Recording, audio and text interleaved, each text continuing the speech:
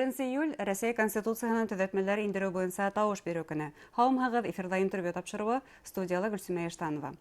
Конституцияга ниндәй төзәтмәләр индерелә һәм улар безнең тормышка ниндәй йогынты яһар?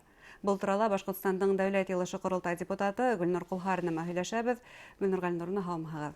Һаумыгыз. Пандемия аркаһында тавыш бирү көне күсерелә килеп, ниһаять ул тәгаенләнде 1 июль. Ни өчен Конституцияга төзәтмәләр индерү мөһим? Тавыш бирү бик мөһим, чөнки 93 елда кабул ителгән был документ үзгәрешләр килде буга тиклем. Менә без парламент вәкилләре буларак һәр кануниятты елдан-ел камиллаштырабыз. Шуңа күрә һәрбер закон ул ел һайын ниндәйдер өстәлмәләр менән камиллашып, халыкка yetkерелә килә һәм бында ла ысынлап та безнең төп документыбызга ниндәйдер өстәлмәләр кертү, халыктың яшәешен, гражданнарның яшәешен яхшырту өчен был документты камиллаштыру кирәк ине. Конституцияның 90 елгы Конституцияның кайсы статьяларына төзәтмәләр индерелә?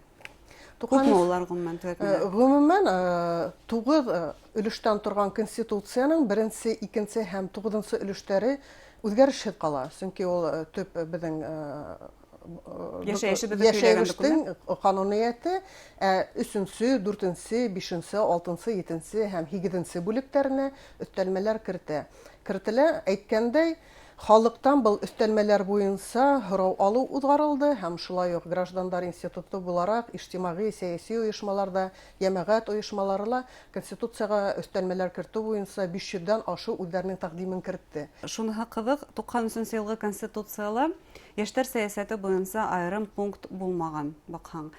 Яңа Конституцияла яшьтәр сәясәте айрым пункт буларак индерелә һәм уның был сәясәтте алып бару федераль һәм төбәк кимәлдә алып барыла. Шулай бит? Сынапта социаль мәсьәләләр һәр заманда ла улар актуаль мәсьәләләр. Илебезнең төп нигезен тәшкил иткән халыктың, гражданнарның хукукларын һәм уларның социаль гарантияларын ныгыту өчен быелгы үзгәрешләрдә лә әлбәттә күп кенә тәкъдимнәр кертелде. Һәм уларның арасында иң матур тәкъдимнәрнең береһе ул дәүләт яшьтәр сәясәте дигән фикердә кертелүе бик мөһим ине. Чөнки 14 яшьтән алып 35 яшькә тиклем Россия кануниятендә яшь кеше дип саналган категория безнең илебезнең төп энергиялы көче һәм ул безнең төп стратегик ресурс буларак санала. Һәм бына был ресурсты куллану, уларны киләчәктә потенциалын үстерү һәм шулай ук кадрдар резервын әзерләү киләчәктә илебезнең дилбәгәһен тутырылып, зур кадрдар командаһын тәрбияләү ул әлбәттә дәүләт өчен төп шартларның береһе һәм иң мөһим шартларның береһе дип әйтеп үтер инем. Шуңа күрә бына дәүләт яшьтәр сәясәте, яшьтәргә кагылышлы бындагы өстәлмәләр ул бик кирәк ине. Хәтерегездә булһа, заманында Россия кимәлендә Россия яшьтәре һәм безнең Башкортстанда 2000 елда Башкортстан яшьтәре дигән дәүләт программалары кабул ителгәнне. Һәм шул программалар нигезендә без моны эшләгән вакытта уларның һәрберенә бүлекләп шул ук хәрби хәрәкәтләрдә катнашып кайтучы категорияга льготалар булдырдык. Яшь гаилә дигән категорияга льготалар булдырып, уларның турлак шартларын яхшырттык. Шулай ук иҗтимагый сәяси һәм җәмәгать оешмалары менән эшләүче яшьтәр өчен төрле программалар булдырдык. Гомумән, дәүләттең терәге булмаенча яшьтәребезне үстерү һәм тәрбияләү ул мөмкин түгел. Буны тик мәгариф системаһына гына, я мәдәнияткә, я спортка гына кайтарып калдыру дөрес булмай дип әйтәм. Һәм шуңа күрә бында инде дәүләт яшьтәр сәясәте дигән яшьтәр дигән бүлектең кертелүе ул киләчәктә безнең яшьтәр өчен әлбәттә зур мәртәбә һәм уларга юлда асыр дип уйлыйм. Тәүсиратта яшьтәрнең хукуклары төп закон менән нигезләнә. Һәм социаль өлкәгә кагылган тагыла бер мәсьәлә, ул да булһа улларга социаль гарантиялар. Шулай бит, булда нигезле, чөнки әгәр дә без гаиләләргә ярдәм кулы һузабыз икән, әгәр дә без яшьтәрне игътибарыбыздан ыскындырмайбыз икән, өченче тагын улларны да күзеңнән ыскындырырга тиеш түгелбез. Снапта өлкән буын ул безнең бүгенге яшьтәребез өчен үлге, беренчедән ул тәҗрибә һәм акыл сыганагы. Шуңа күрә без вакытында илебез үсеше өчен үзләренең көчен, хезмәтен алган буынды онытырга тиеш түгелбез. Һәм бына шул ук пенсияга кагылышлы елына кемендә бер тапкыр индексация үткәрү, уларга пенсияга өстәлмәләр индерү, өлкәннәрнең шулай ук медицина яклап та ныгытылуы, медицинаның бушлай булуы, бына ул әйткәндә бына пандемия осырында ла шул ук бушлай медицинаның кирәклеген, ныклы медицинаның кирәклеген һәм социаль категорияларга ярдәм кирәклеген без үзебезнең иңдәребездә татынык. Айрылса һәм был өстәлмәләр тәҗрибә буларак был осырда ошо вирус осырында үзләренең һынавын үттеләр дип әйтә алам. Һеҙҙең менән йәштәр хәрәкәте лидеры булараҡ шулай уҡ ирһөйәрлек тәрбиә тураһында ла һөйләшкә килә, сөнки бына һеҙ әйттегеҙ, йәштәр өсөн өлкәндәр өлгө булып тора, таяныр таяныс булып тора бит инде. Һәм Конституцияла айырым әйтелеп үтелә Рәсәйҙең донъя тарихы аренаһындағы урыны Конституциянан нығытыла дип. Һәм шулай уҡ ил тарихының боҙоп күрһәтеү осраҡтары тыйыла. Сынап та йәштәрҙе илһөйәр һәм телһөйәр итеп тәрбиәләгән ваҡытта уларҙы тәү сиратта беҙҙең данлы тарихыбыҙ арҡылы ла тәрбиәләргә кәрәк. Һәм бында беҙҙең тарихыбыҙҙың, ата-бабаларыбыҙ уҙған ҙур тарихыбыҙҙың роле бик ҙур. Һәм уны боҙоп күрһәтергә теләүсе, әлбиттә, сит яҡтарҙа көстәр етерлек. Шуға күрә беҙ үҙебеҙҙең тарихыбыҙ менән ғорурланһын, йәштәребеҙ илһөйәрлек рухында тәрбиәләнһен. Һәм киләсәктә үҙебеҙҙең халҡыбыҙҙа, илебеҙҙә булған, күп милләтле илебеҙҙә булған йолаларға, тарихҡа таянып, үҙҙәренең ғаиләләрен ҡорһондар. Шул уҡ ғаилә культы ла ул бит беҙҙең тарихыбыҙға һәм йолаларыбыҙға терәлә. Шуға күрә илһөйәр һәм рухлы йәштәребеҙ үҫһен өсөн беҙ был йәһәттән дә эшләргә тейешбеҙ. Һәм Конституцияла уның да нығытылыуы ул әлбиттә бик мөһим. Һәм бына ил президенты Владимир Путин үҙенең тәҡдимдәрендә лә быны ҡыҙыл һыҙыҡ өҫтөнә алып үтте. Йәштәребеҙ төп көс, төп таяныс, һәм шуға күрә беҙ йәштәрҙе бала саҡтан уҡ тәрбиәләргә тейешбеҙ.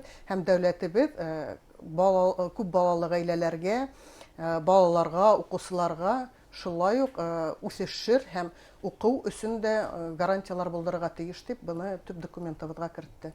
Ысынлап та социаль гарантиялар ул мөһим, әммә был социаль гарантияларҙы тормошҡа атҡарыу өсөн илдең иҡтисади торошо яҡшы булырға тейеш. Һуңғы ваҡытта кесе эшҡыуарлыҡ илдең яңы иҡтисади таяныс итеп әйтәбеҙ. Был йәһәттән кесе эшҡыуарлыҡҡа ла яңы Конституцияла айырым урын бирелә.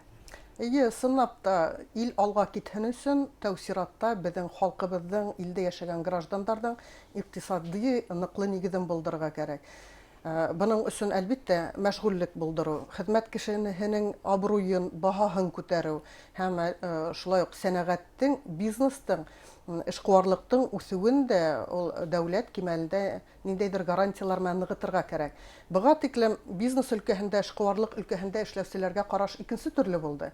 Сөнки стереотиптарҙы, электән килгән стереотиптарҙы 90-сы йылғылар буйынса ҡараш юйып булмай. Шуға күрә бында инде әйткәндәй 2030 йылға беҙҙең илебеҙҙәге хеҙмәт итеүсе халыҡтың 40% ул ошо тап эшҡыуарлыҡ һәм бизнес өлкәһендә эшләйәсәк.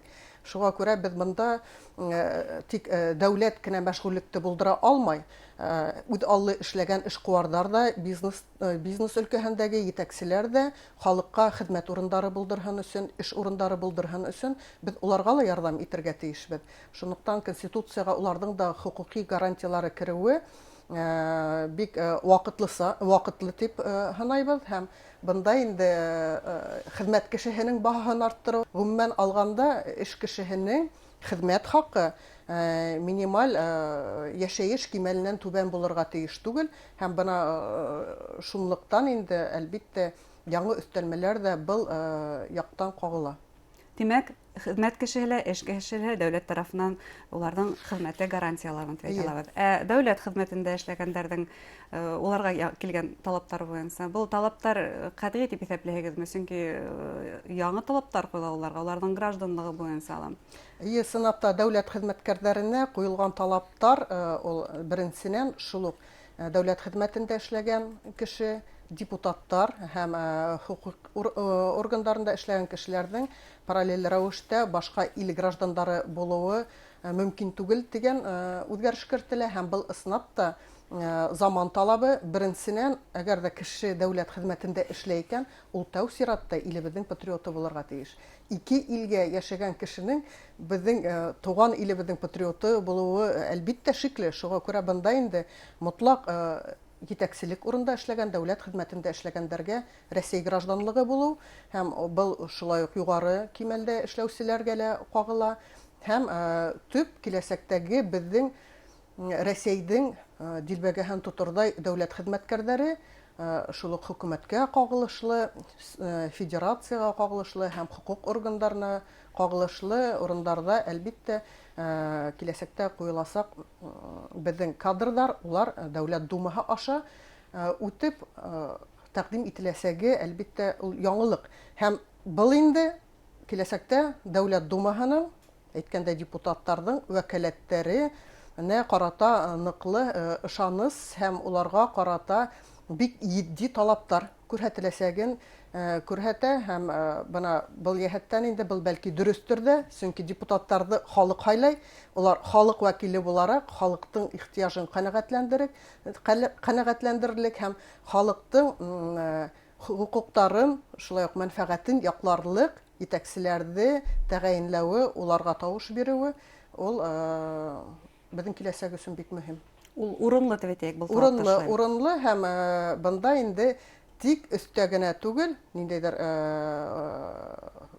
җитәкчелек тарафынан гына тәкъдим ителгән кадрдар түгел, халык тарафынан тәкъдим ителгән кадрдар буларак та улар мин уйлыйм, халык фикерен җиткерергә тиеш, шулай бит. Җиткерәсәк, депутаттар. Ниндидер хайлаулар булһа, безнең җәмгыятьтә барһа ла хәл ителгән, ни өчен хайлауга барырга дигән фикерләр киң тарала башлый. Бына ошо яһәттән һез тамашачыларга нинди киңәшләр бирергә? Барһа ла хәл ителгәнме? Бындай фикерләрдә әлегә ишеткәнем юк. Шулай да, әгәр дә кемдеңдер башына шундай уй керә икән, безнең фикеребезчә, был дөрес түгел, чөнки Россия ул безнең язмышыбыз, ул безнең туган илебез һәм туган илебезгә без уның граждандары буларак шулай ук терәк булырга тиешбез һәм көчле ил булганда гына безнең киләчәгебездә көчле һәм ныклы, иле ныктың гына биле нык дип халык юкка әйтмәй, шуңа күрә һәрберегез үзегезнең киләчәгегезгә, илебезнең киләчәгенә битараф булмай, 1 июльдә килеп тавыш бирергә сакырабыз. Әйткәндәй, 25 июньдән алып онлайн рәвештә лә тавыш биреп була дәүләт хезмәткәре сайты аша, 1 июльдә кем үзе барып һайлау участкасында тавыш бирә алмай, сакырып волонтерларны, шулай ук һайлау комиссияларын өйнән дә тавыш бирү мөмкинлегенә ия. Шуңа күрә һәр тавыш мөһим. Һәр тавыш мөһим, барыһында Россиябезнең киләчәге Конституцияның яңа өстәлмәләренә карата тавыш бирергә сакырабыз. Битараф булмагыз. Әңгәмәгез өчен рәхмәт. Рәхмәт. Хөрмәтле тамашачылар, Конституцияга төзәтмәләр тураһында Дәүләт Йылышы Корылтай депутаты Гөлнур Кулһарина менән һөйләштек. Игътибарыгыз өчен рәхмәт. Һау булыгыз.